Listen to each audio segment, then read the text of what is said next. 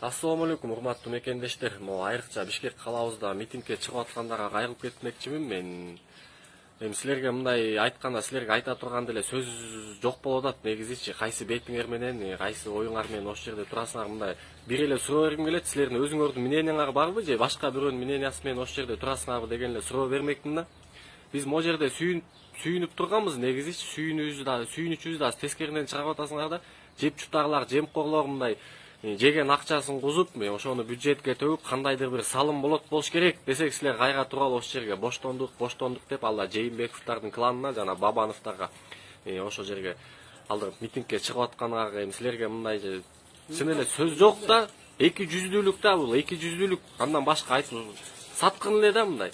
Элин мамлекетин саткан адам болуп атасыңар да, өзүңөр деле терең ойлонуп көрсөңөр, кайсы бетиңер менен кайсы ой максатыңар менен ошол жерде турасыңар. Бирке тыйын берип койсо ошого алданып атасыңарбы? Урматтуу мекендештер, эсиңер барда этеңерди жыйбайсыңарбы? Кандайдыр бир болсо да мындай алдыга жылалы дейм, туура жагынан кандай президент келбесин, кандай ким келбесин, ар бир нерсе өзүбүздөн болуп атпайбы? Өзүбүз туура кадам таштасак эле ошол туура жагынан да канчага чейин ушинтип жүрө беребиз айтсаңар. Ушу Жээнбеков менен Бабанов кимге эмне кылды, кимге кандай пайда берди, ошону жооп бергилечи магачы. Силерге суроо бербекмин ушундай элечи. Урматтуу мекендештер, ойлонолу, келгиле, тарагыла, тынч эле ошол жерде. Татынакай эле тарап эле үйүңөргө барып эс алгылачы, бала чакаңарды жыттап эле. Канчага чейин жүрө беребиз, ал ак үйдө болсо ак үйдө, өкмөт үйүндө өкмөт болсо ГКМда боло эле чыгаргыла, боштондук деп. Мындай кичине иштеп жаап атса кайра жаман көрсөтөт. Өкмөт иштегиле деген эле талап болот да, туура. Өкмөт иштегиле, эми иштеп баштаса анан кайра тескеринен бут тосуп чыгып атабыз да. Иштеп баштады го. Силерге бир эле мисал алып кетейин. Мына Иса Өмүркуловдун баласы канча жолу сүзүп, канча адам өлүп, анан канча штраф төлөп чыгып кетти. Ошого силер кайра эле ошондой жашоо келишин каалап атасыңарбы? Бул бир эле мисал да. Андай мисал элге көрүнбөй алган мисал канча? Урматтуу мекендештер. Мындай ойлонолу, кичине кеч болуп кетти электи, ойлонолу, татынакай тарагыла, тынч эле. Ушуга сүйүнгүлө, тескеринче мындай жемкорлор камалып атат, кузуп атат ошол элден жеген акчасын. Буюрса кайра оңолсун деген ниет менен эле отуралы. Ал силер анын ошентип тарантет тура бересиңер, ал жерде бетиңерге эле айтайын, катуу эле айтайын. Алар эч качан камалбайт, байдын баласы акча берип, тыйын берип чыгып кете берет. Ошо канча 500 адам турасыңар, 500 адам арасынан бирөөң барып тогурдап көрсөң, ошо 500 адам силерге чыгып берет бекен боштондук деп. Ошондо көрөбүз да. Байдын акчасы бар. Байдын акчасы ошол себептен акчаны алып чыгып беребиз. Ар кимибиздин өзүнүн мнениябыз жок. Ошол себептен да адамда мнение болуш керек, өзүнүн ой пикири болуп, мында өзүнүн ой пикирин айтканды билиш керек. Урматтуу туугандар, биз өзүбүз ошондой абалга туура келсек эч ким бизге жардам бербейт. Андан көрөкчө колдон буттанып алышып мындай терең ойлонуп, алдыга кадам таштагандай бололу. Жашасын Кыргызстан, патриот бололу, чын эле туура мнение чыгып атат. Негизичи мындай патриот бололу, урматтуу мекендештер. Мекенибизди сүйүп алдыга жылалы, силерден сураныч. Тарагыла, тынч эле тарап кеткиле, мындай жылуу мамиледе бололу. Бизден кетсе кечирип койгула, бирок ушундай эле сөз айтканга туура келип атат, урматтуу мекендештер. Бай деп деле айтпайт элем, жемкорлорго да, могу жеп чутарларга болушпагыла. Именно Бабанов менен Жээнбековдордун кланы камалганы, кузганы болсо, анда эң туура болмок деген биздин өзүбүздүн ой пикир, урматтуу мекендештер. Ассаламу алейкум. Assalamu alaikum, Kırgız elim, kandayсыңар? Тынсыңарбы? Бүгүнкү темабыз, туугандар, бүгүнкү темабыз. Мынау бүгүнкү мыйзамсыз бийликтин шоусу, сценариясы боюнча болмокчу. Эми ушу дешевый пиар менен ушундай сценарий менен камап элге көрсөтүп кайта кой бергенде не кереги бар дейм да. Лучше туугандар мындай кылыш керек. Камай турган болсо действительно камайт, сценариясы жок. Бир ай камап, кайтанан кой берип. Андай сценарияны кече 2 ай эле мурун өткөдүк беле. Ошо эле баягы Камчыколбаевди камап туруп, шоо кылып, бир торговый центрден, бизнес центрден алып чыгышып, анан кийин бир ай камап, анан бир айдан кийин үй камагына чыгарып коюп. Аз келгенде 1 миллионду соттоп, 260 миң штраф берип, 260 миң по-моему, да. Анан кайтанан бир ай камалып, анан кайта кой берген. Бул шоу дешевый пиарда, дешевый мындай реклама болуп калды да, туугандар. Ачык, бетке ачык керек. Бабанов тап келди, камады. Эми сурак калууда. Бабанов кечегинде эле 100 миллион сом төккөн. Эми бул деле ошондой болот, ошондой эле баягыдай. Tergөө иши жүрүп атат. Tergөө иши жүргөндөн сотко берилет. Соттон кийин анан кийин сотто актап чыгып коет. Бул дешевый пиарда туугандар. Мына иштейм деген адам иштеш керек. Мына келгенине уже президент мыйзамсыз болсо дагы милдетине киришкенине туугандар 124 күн болуптур туугандар. 124 күндөн эмне результат көрсөттү? Бир да результат көрсөткөн жок туугандар. Жок, только аркага кетип атабыз туугандар. Бул кишини мен айтып кеткенмин. Бул кишинин колунан келбейт. Себеби бул даяр эмес болчу. Бул киши бир ошол эле бир спорт школага эле бир ошол жерге бир мугалим болуп эле иштегени жакшы экен өзүчө. Бул кишинин даярдыгы жок болчу, сабаттыгы жок, мисалы, сабаттуу эмес, билими жок. Анан келип туруп баягы качырдап келип алып эле тулпар кылабыз деп атасыңар да. Качыр никайда тулпар болбойт, ошону билип койгула. Бул жөнөкөй эле бир фигура туугандар. Мына Соке кетти, Саке келди. Ошол эле туугандар. Айырма жок. Ошо 5-октябрда элдин жеңишин кайта урдап алышты. Ошол эле туугандар. Соке ошо кандай Соке мурда кандай башкарып атса, ошентип эле башкарып келип атат туугандар. Бирок көшөгөнүн аркасында ачык бетке ачык. Эмне үчүн буга экс макамын берди? Эмне үчүн Асылбек кийинисин Асылбек Жээнбековду камабай атат? Эмне үчүн Райым Миллонду камабай атат? Себеби булар ошол дагы биз bir 5-6 куча народ ошо Кыргызстанды башкарып аткандар ошолор турат ошо боюнча туугандар. Биз кыргыз эли алданып жүрөбүз, сүйүнүп жүрөбүз, ушул келди, ушул бизнес кылып. Колунан кока тыйына келбейт, иштекке да кыла албайт. Ошон үчүн мен кыргыз элим калып кетсем, качан акылыбызга киребиз туугандар. Качан анализ чыгарабыз өзүбүз.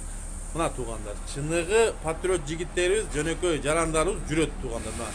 Көбү мына сырт жакта жүрөт. Мына Россия, Америка, Кореяда жүрөт көптөр туугандар, акылдуулар. Мына ушуга окшогон билимсиздер келип алып, мына өкөтөң билимсиз, Соке да билимсиз, мына Саке да билимсиз. Өкөнүн айырмасы жок. Кичине может Соке кичине Сакеден кичине бийирак тураттыр. Бирок айырмасы жок туугандар. Себеби булардын деңгээли дагы тажрыйбасы да эчтекеси жок. Булардын командасы да жок, нормально иштей турганча. Ошон үчүн мен кыргыз элин чакырып кетет элем.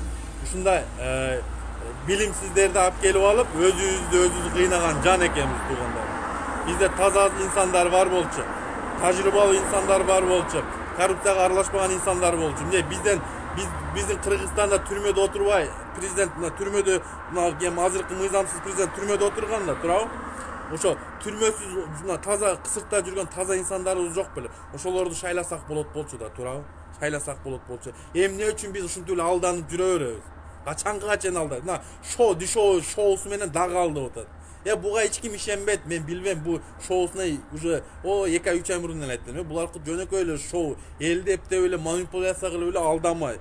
Башка эчтеке айырма жок туугандар. 100 жыл берсек деле 200 жолу Конституцияны өзгөртүп берсек деле ошо эле. Айырма жок туугандар. Мен сиздерге айтып кетейин. Тазаланыш керек, иллюстрация болуш керек туугандар. Мына 30 жылдан бери эле 31-жыл ушу мына Садыр Жапаров, мыйзамсыз президент. Мына 31-жылга кеттик мына. Ачык эле айтайынчы. Баягы мода болуп калбады эле 30 жылдан бери. Мына 31-жыл эле ошол тууган. Жылыш жок. Буларга только ушу внутренний саясат менен ошо акча кылмай, бирөөнүн тууганын коймой, бийликке бирөө досун коймой, бирөөнүн куда сөөгүн коймой, ушулар менен эле айрылып туугандар.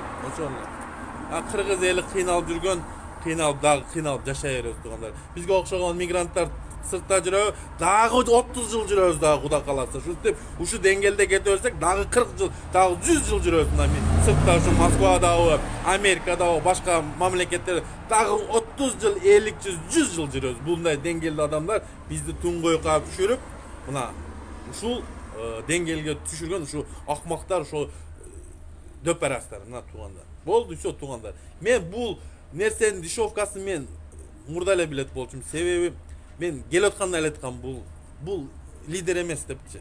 Мен лидерди мен сразу эле билем, кандай адам лидер экенинчи. Көрүнүп турат, лидер эмес. Лидер болгондо мындай болбойт. Коркоктугун айтпа. Коенек деген себеби Баткендеги 36 жараныбыз бейгүнү өлүп кетти туугандар. Туурабы? Туугандар. Коенек туугандар, мына ачык эле айтам, коенек. Анан коргошууну ууну таап, ойлоп, дүйнө жүзүнө уят кылды. Мен билбейм бул туугандар. Короче, мындай. Туугандар, кыска нуска кылайын дагы шооңор өтпөйт. Мына азыркы мыйзамсыз бийликтин шооңорду айтып коюйн, сценарийңар өтпөйт. Эл ишенбейт. ишенбегиле бул сценариясына. Саламаттыгыңызда дагы эфирге кирем туугандар.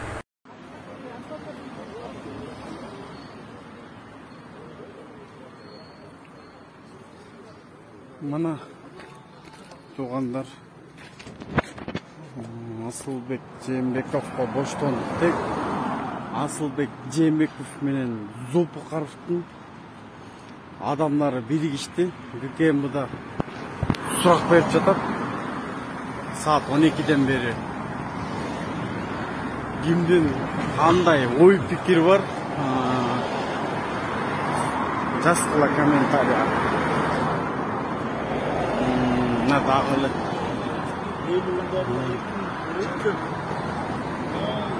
эл уулдарына эркиндик. Эл уулдарына эркиндик дейт.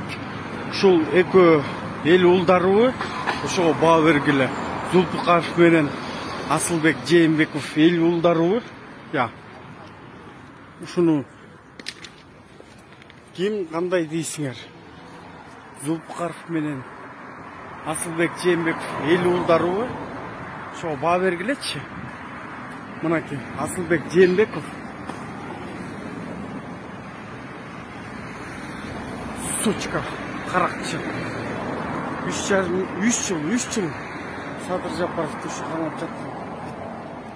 3 жыл ушул камап жаткан. Эл уулдары деп жазып алып. 600 миңге Сооронбай Жээнбеков отургузду Кыргызстанда. Шек эл уулдары деп жазып алып плакатты. Мынакей эки Зулпукаров менен Асылбек Жээнбековдун тарапташтары биригишти.